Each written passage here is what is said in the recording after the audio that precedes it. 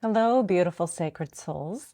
My name is Allison Batty Capps, author of The Divine Within, Healing Ourselves to Heal the World, and owner of Blossoming Heart Wellness. Today we are going to explore a concept that many spiritual traditions describe as choosing our parents or family circumstances. This is in my series based on Earth is a School. And we're going to explore what this means in a trauma-informed lens and how we reconcile the idea of choosing a family with the very real experience of unhealed trauma. This is a script that I have written, but I hope you'll stay tuned. It is important information. My channel explores healing, trauma recovery, spirituality, and consciousness through a trauma-informed, psychologically grounded lens. What I share comes from my lived experience, my education, my healing journey, my understanding of neuroscience, trauma, and spirituality. Nothing here is meant to be seen as absolute truth or dogma. It is not meant to diagnose, replace therapy, medical care, or your own discernment. I invite you instead to take what resonates and leave what doesn't. I believe you are always the authority of your own experience. You may hear me use spiritual language, symbolic imagery, or speak about mystical experiences. Spiritual experiences can be meaningful and real, and they must be held with grounding, discernment, and nervous system safety. If anything you hear activates fear, urgency, grandiosity, contraction, or distress, that is a sign to pause, ground, and seek trauma-informed support, not to push through. That is an indication that something in your unconscious is coming to the surface to be witnessed, healed, and integrated. My intention is not to awaken, save, or heal anyone, but to merely share what has helped me reconnect with my body, my agency, my sovereignty, my humanity, and my inner divinity, so you can decide for yourself what supports you on your own path. That said, something I say may support your awakening or healing journey. Let's begin. The spiritual perspective of soul contrast. Some spiritual traditions suggest that souls choose family and life circumstances as part of a learning journey. These choices are not about punishment or deserving suffering. They're about opportunities for growth, compassion, and awakening. This perspective invites curiosity rather than blame. Why did I end up here? What can I learn? It can feel counterintuitive, especially when trauma is involved. I think it is important to approach this with compassion and discernment, not judgment. From a trauma-informed lens, we inherit unresolved intergenerational trauma, biologically, emotionally, and psychologically.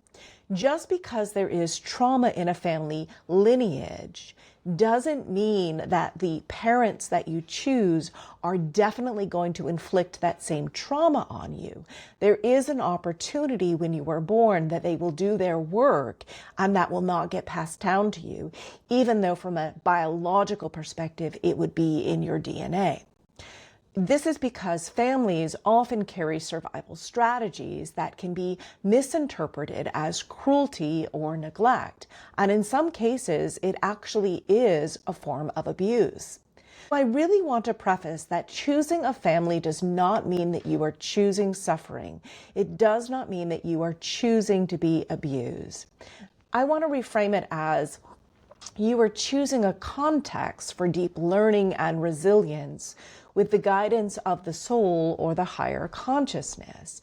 It is not a guarantee that you will experience trauma just because you choose to be born into a family that has intergenerational trauma. Each parent has the opportunity to do their inner work and not pass that down. If you were the victim of abuse, it isn't because you chose abuse, it's because your parents did not have the tools or the ability to choose healing before having you. We can honor both the reality of the pain and the trauma, and we can suggest that if you choose to do your inner work now, there will be lessons that will present themselves. Let's explore the paradox of choice and free will. Why would a soul choose difficult circumstances? Why would a soul choose abuse?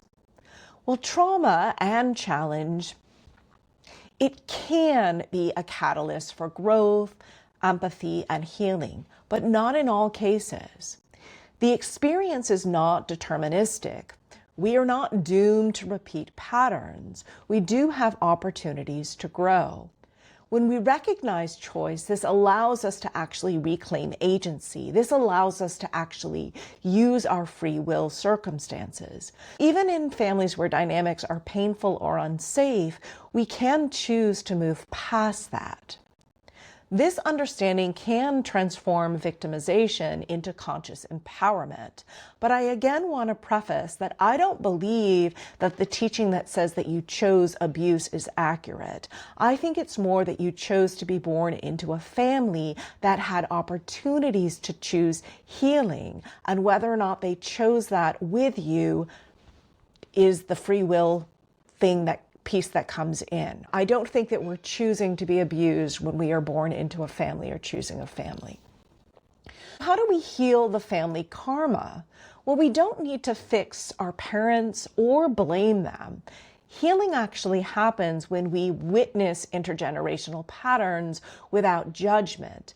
That said, we do need to hold individuals accountable for their actions in order to heal, or step away when they're unwilling to take accountability. That helps us keep our nervous system safe. This brings us to understanding our nervous system's responses.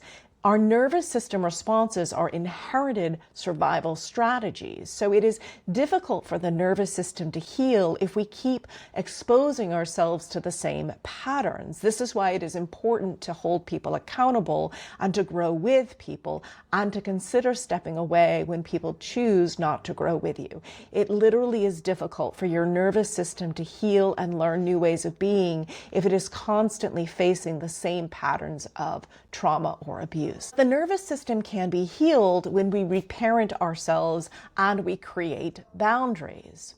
This is important because it enables us to integrate self-compassion, and we can hold compassion for our family's limitations when they're unable to show up for us in ways that are taking accountability and growing for us. This helps us reclaim personal agency and say, I won't allow this pattern to repeat any longer. I think this is why we're seeing so many individuals go no contact with their parents. We have seen individuals try to grow with their parents, or maybe not be able to break patterns within the family system. So they're choosing no contact because that is what feels safest for their nervous system. Perhaps I'll explore this in another video. Through this process, we are literally disrupting cycles of trauma, both for ourselves and for future generations. If you do your inner work, you're not going to pass down those patterns to your children. How do we apply this understanding? Well, there are practical ways to embody this wisdom. You can journal about patterns you inherited and how they show up in your behaviors today. You can explore mindful reflections on triggers in family or social interactions. You can explore therapeutic practices that help you rewire your nervous system and learn nervous system regulation and emotional processing. This can help you be with intense feelings so that you can release them so they don't get lodged in your system, and it can help you develop boundaries in relationships. And we can compassionately reframe by recognizing family choices as opportunities for growth rather than as punishment. This work is both spiritual and psychological. It helps give us tools to reclaim our own power, our peace, and yes, our divinity. Thank you for exploring this delicate and profound topic with me. Mystical experiences, symbolic dreams, and spiritual insights are deeply personal. They are best understood slowly, with grounding, and often with professional trauma-informed or community support. True spiritual growth does not disconnect us from reality. It actually helps us inhabit it more fully. I do not offer private spiritual guidance, diagnoses, or personal interpretations through comments or messages, nor do I engage in personal relationships on social media or through email. I ask that we, in communicating with each other on social media, we try to approach it from a healed state, not a wound. Let's try not to use criticism or blame as we are giving feedback on each other's comments. Let's try to be open-minded and understand that we're all expressing our belief systems from the level of healing that we've done, and we all have healing to do. I do offer mentorship through my website, blossomingheartwellness.com, and I do have a book called The Divine Within, Healing Ourselves to Heal the World, which may be a possible resource to support your healing journey. It offers exercises of how to rewire your nervous system, how to understand patterns of trauma, how to break free from them, how to reparent yourself. It may be a tool to help you in your healing journey. It is available on Amazon, Walmart, Barnes & Noble, Powell's Books, and other online platforms. Thank you for being here, for honoring your nervous system, and for choosing a path that is rooted in compassion, discernment, and embodied truth. If you found this video helpful, I hope you'll consider following me or subscribing, or share it with a friend, or maybe like the video. And I invite you, most importantly, to take gentle care of yourself. I'll see you in the next video. Sending you so much love.